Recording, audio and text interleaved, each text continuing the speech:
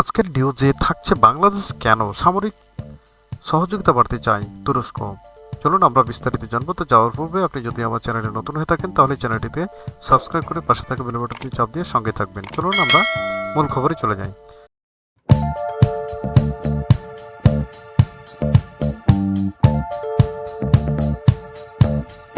তুরস্কের পররাষ্ট্রমন্ত্রী হাকান ফিদান ঢাকা সফরে এসে বাংলাদেশের সাথে প্রতিরক্ষা শিল্পে সহযোগিতা বাড়ানোর যে পরিকল্পনার কথা তুলে ধরেছেন তা নিয়ে নানা ধরনের আলোচনা হচ্ছে বিভিন্ন মহলে।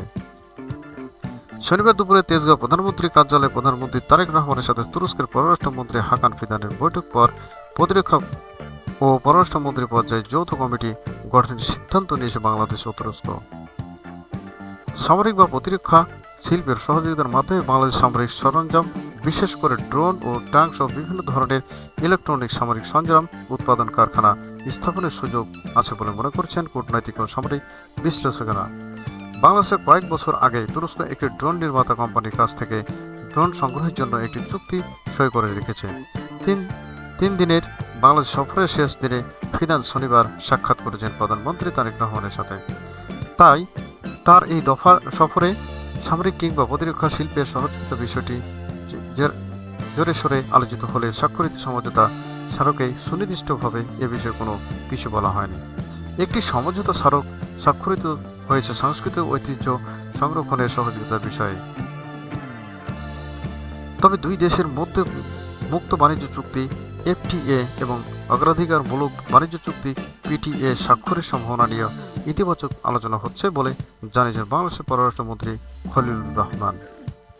যদিও বাংলাদেশের পররাষ্ট্রমন্ত্রী খলিলুর রহমানের সাথে যৌথ সংবাদ সম্মেলনে তুরস্কের পররাষ্ট্রমন্ত্রী দুই দেশের মধ্যকার বাণিজ্য $200 কোটি উন্নীত করার জন্য লক্ষ্য অর্জনের জন্য প্রতিরক্ষা শিল্পের সহযোগিতা প্রসঙ্গটি উল্লেখ করেছেন।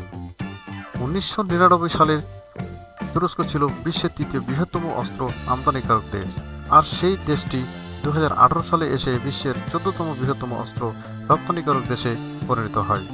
দেশটি এখন শীর্ষ 10 রপ্তানিকারক দেশের একটি হতে চাইছে। আলোচনায় কি এসেছে? ঢাকায় দুই পররাষ্ট্রমন্ত্রী আনুষ্ঠানিক সংবাদ সম্মেলনে সামরিক সহযোগিতা সম্ভাব্য ক্ষেত্রগুলো সম্পর্কে কোনো ধারণা দেওয়া হয়নি।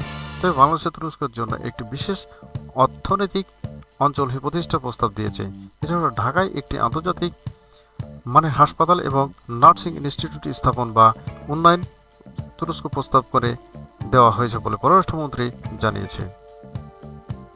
তবে শনিবার দুপুরে তেজগাঁও প্রধানমন্ত্রীর কার্যালয়ে প্রধানমন্ত্রী তারেক রহমানের সাথে তুরস্কের পররাষ্ট্রমন্ত্রী হাকান ফিদানের বৈঠকে দুই দেশের মধ্যে প্রতিরক্ষা ও পররাষ্ট্রমন্ত্রী পর্যায়ে যৌথ কমিটির গঠনের সিদ্ধান্ত হয়েছে। এছাড়াও দুই দেশের পররাষ্ট্রমন্ত্রী ও প্রতিরক্ষা মন্ত্রীদের অংশগ্রহণে প্রতি বছরই 2+ পরামর্শক বৈঠক আয়োজনের সিদ্ধান্ত নেওয়া হয়েছে। ঢাকার কূটনৈতিক সূত্রগুলো বলছে, কয়েক বছর ধরে বাংলাদেশের প্রতিরক্ষা শিল্পে তুরস্কের সহযোগিতার বিষয়টি আলোচিত হয়ে আসছে। তার আলোকে 2022 সালের ড্রোন সংগ্রহ নিয়ে তুরস্কের কোম্পানির সাথে চুক্তি করেছিল বাংলাদেশ সশস্ত্র বাহিনী। এবারও দেশটির পররাষ্ট্রমন্ত্রী এই সফরে সামরিক সহযোগিতার বিষয়টি তাই বিশেষ গুরুত্ব পেয়েছে বলে মনে করা হচ্ছে। গত এক দশকের বিশ্বব্যাপী বিভিন্ন যুদ্ধে তুরস্কের নির্মিত ড্রোন ব্যাপকভাবে আলোচনায় এসেছে। পাশাপাশি ইলেকট্রনিক যুদ্ধ সরঞ্জাম উৎপাদন দেশটির অগ্রাধিকার বাংলাদেশকে প্রতিরক্ষা উপকরণ কেনার ক্ষেত্রে বাজার বৈচিত্র্যকরণের সুযোগ দিচ্ছে। সেই আলোকের রকেট সিস্টেম ও ড্রোন সহ নানা ধরনের ইলেকট্রিক যুদ্ধ সরঞ্জাম যৌথ উৎপাদন ও প্রযুক্তির হস্তান্তরে তুরস্কের সাথে পর্দার অন্তরালে আলোচনার অভ্যাস দিচ্ছে কূটনৈতিক সূত্রগুলো। চীনা অস্ত্র বাজার থেকে নির্মাতা কমানোর চিন্তা হলে মার্কিন ও ইউরোপের অস্ত্রের দাম বেশি। সেই প্রেক্ষাপটে তুরস্কের সাথে সামরিক সহযোগিতা বৃদ্ধির উদ্যোগটি ইতিবাচক বলেন সাবেক রাষ্ট্রদূত হুমায়ুন কবির। সামরিক বিশ্লেষক অবসরপ্রাপ্ত মেজর এমদাদুল ইসলাম বলেন, তুরস্কের ড্রোন ও ট্যাঙ্কের সক্ষমতা এখন প্রমাণিত এবং একই সাথে খরচ কম কিন্তু সক্ষমতা বেশি এমন সামরিক সরঞ্জাম উৎপাদনে তুরস্ক ব্যাপক সাফল্য দেখিয়েছে। পাকিস্তান ও চীন পাকিস্তানের যুদ্ধবিমান তৈরি করে বিভিন্ন দেশের কাছে বিক্রি করছে। তুরস্ক তেমনি বাংলাদেশের যৌথভাবে সামরিক সরঞ্জাম উৎপাদনে এগিয়ে আসতে পারে। আমরা ধারণা দুই দেশের সরকার সেই আলোচনাকেই এগিয়ে নিচ্ছে, যদি আনুষ্ঠানিকভাবে সরকারের তরফ থেকে না বলা পর্যন্ত এ নিয়ে নিশ্চিত হওয়া কঠিন। এর আগে বাংলাদেশে তুরস্ক থেকে মাইন সুরক্ষিত সামরিক যান ও বহুমাত্রিক রকেট প্রতিরক্ষা ব্যবস্থা সংগ্রহ করেছে। এছাড়াও বিগত আওয়ামী লীগ সরকার সময় থেকে তুরস্ক থেকে গ্রাউন্ড সার্ভেলেন্স রাডার সার্জার যান, portable jammer missile launch system, Skyguard radar system সহ নানা ধরনের সমরাস্ত্র কেনা হয়েছে।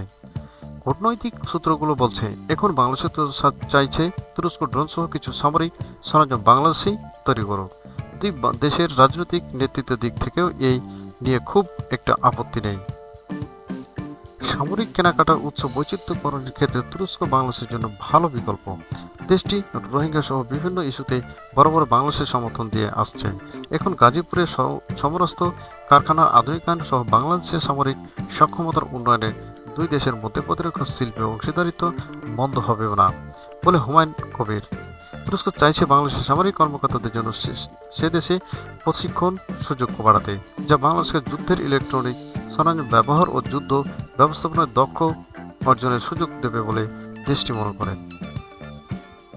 তবে বাংলাদেশের এখন প্রযুক্তি হস্তান্তর গুরুত্ব দিচ্ছে এবং বাংলাদেশ রাজনৈতিক ও সামরিক নেতৃত্ব মনে করে দীর্ঘমেয়াদের সামরিক সক্ষমতা বাড়ানোর জন্য তুরস্কের প্রযুক্তি হস্তান্তর ও প্রশিক্ষণ বিশেষভাবে সহায়ক হবে।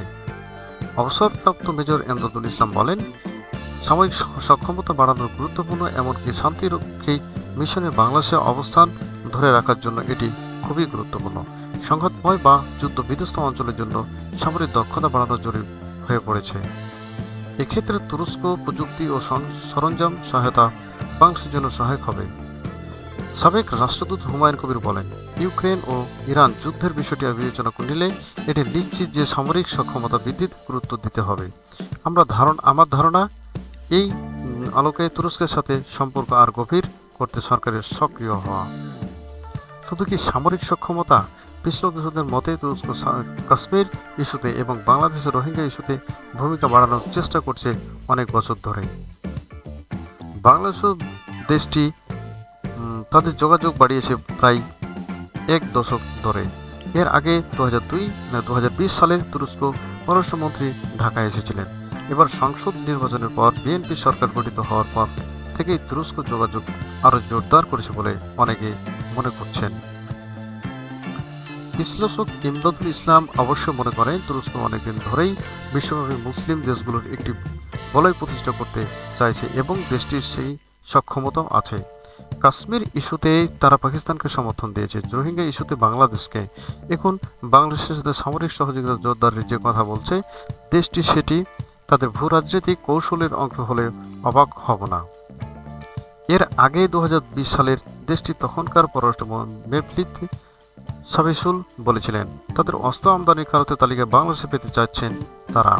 প্রতিরক্ষা বিষয়ক বিভিন্ন জার্নাল কিংবা তুরস্কের প্রতিরক্ষা বিষয়ক বিভিন্ন রিপোর্ট থেকে যে ধারণা পাওয়া যায় তা হলো দেশটির shotgun, rifle, sniper rifle, light machine gun, heavy machine gun, land mine, land grenade, rocket self propelled grenade, anti aircraft গান সহ নানা ধরনের অস্ত্র ও সেন্সর তৈরি করে।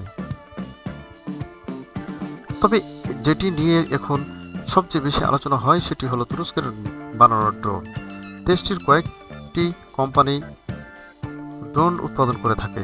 এগুলোর মধ্যে মেশিন গান এবং গ্রেনেড বহনকারী ড্রোনও রয়েছে। বৈশ্বিক নানা সংঘাতের মধ্যে দেশটি এখন ক্ষেপণাস্ত্র উৎপাদন ও রপ্তানিতে বিশেষ মনোযোগ দিয়েছে, যার লক্ষ্যে বৈশ্বিক ক্ষেপণাস্ত্র রপ্তানিকারক দেশে পরিণত হচ্ছে বিবিসি বাংলা সংবাদে।